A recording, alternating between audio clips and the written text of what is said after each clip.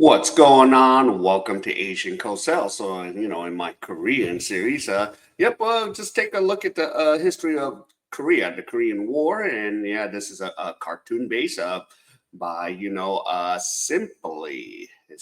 And this is by Simple History, I think. Let's get into this right here. So the Korean War. So let's get a bird's eye view here and let's take a look. 1950 through July 27, 1953. At the end of World War II in 1945, Korea was freed from Japanese control. North Korea was occupied by the Soviets while the South was occupied by American forces. By 1948, the country was divided in half at the 38th parallel, with the capitalist South ruled by Syngman Rhee and the communist North ruled by Kim Il-sung. The Soviet troops withdrew from Korea in 1948, and U.S. troops withdrew in 1949. However, North and South Korea, as enemies of one another, would not accept the border between them as permanent. The North Koreans attacked South Korea on June 25, 1950, advancing across the 38th parallel. Around 75,000 troops of the North Korean People's Army defeated the Republic of Korea's army with success, capturing the capital city of Seoul, then occupying the whole of South Korea except for Busan. This was a problem, as President Truman in the United States wanted to contain the spread of communism by preventing the domino effect. That is, if Korea fell, so would other countries to the ideology.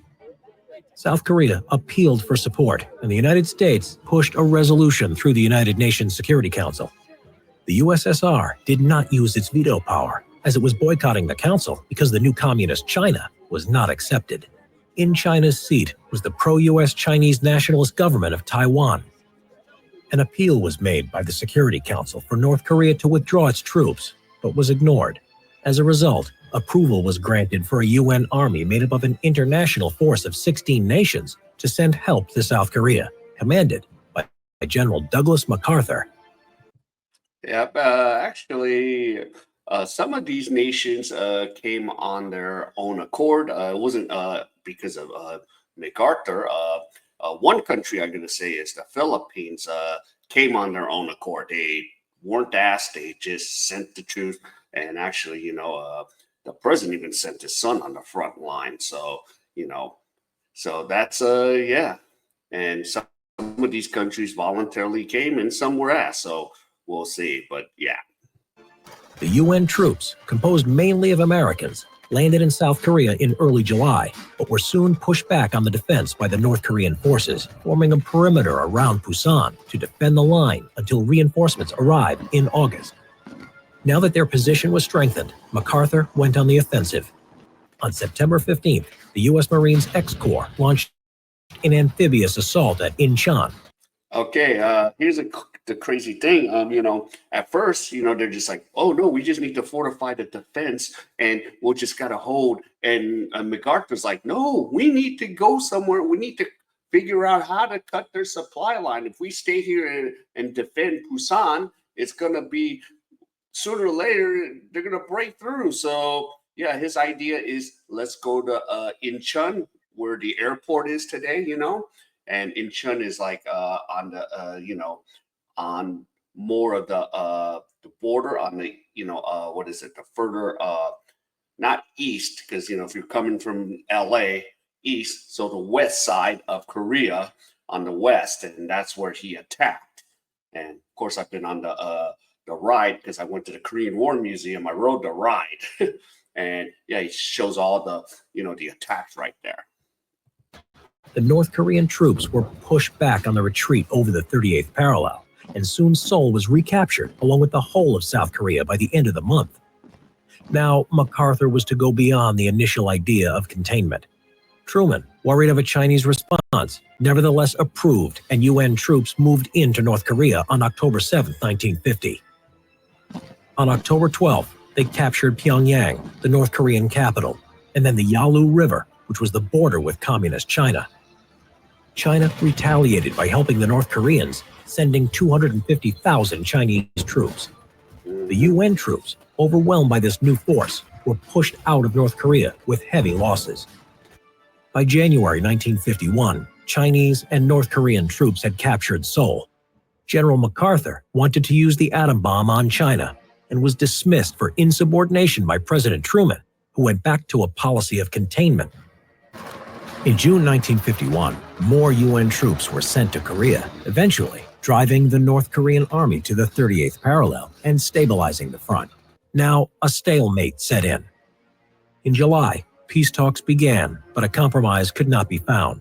Meanwhile, fighting continued and American pilots fought in the air against Soviet pilots using Chinese jet fighters and wearing Chinese uniforms. General Dwight D. Eisenhower took over as president in early 1953 and sought an end to the war. After 2 years of negotiation, an armistice was signed on July 27, 1953, at Panmunjom on the 38th parallel. A demilitarized zone was set up, which stands to this day. Yeah. So, yeah.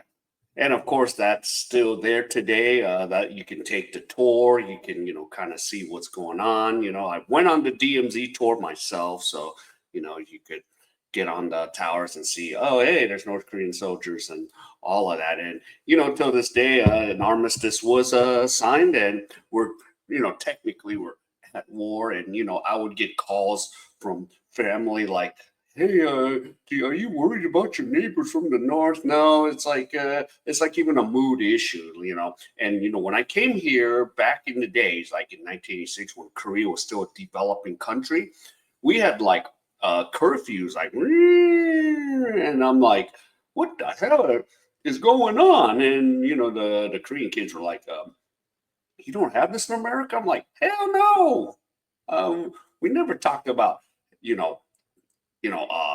a bomb drill or any of that, We had no alarms going off, but yeah, it was kind of an eye opener in South Korea when, when they're just like, yep, we're practicing for war, we're practicing. And yeah, and, they, in the 80s, they were just, constantly training to get ready for war against North Korea and stuff. So now, but it is what it is today. Nobody even cares. Of course, one time I'm like, yo, are you? Yeah, look, I'm in a coffee shop and there's all these missiles coming. Yeah, I'm going to die. Yeah. But, I mean, that thought has gone out the door. This was like maybe 10 years when I first arrived in South Korea. But, it is what it is. And yeah, we just keep firing back and certain things. Maybe they'll test some missile here and they'll test some missile there. And it's like, okay, all right. North Korea attacked. Really? We attacked. Really? So it's kind of like that. It's just a bunch of, playing games right now. So, but yeah, it's kind of a moot point now, eventually, we don't know what's going to happen, and hopefully North and South's going to have to get together sooner or later because with our low childbirth rate, and we're going to need North's help, but, it is what it is. So we'll just have to wait and see. But yeah, that's pretty much, the history of the Korean War, from 1950 to 1953, every June 25th, there is kind of like not really a celebration, but a remembrance when North Korea attacked South Korea and then et cetera, So yeah. So, yep. So that's just a synopsis of the Korean War. All right, if any of you enjoyed any of this content, please give me the HKL special. Help the king out. Hit the like, subscribe, and comment. And wherever you are, stay safe, and I'll see you in my next video.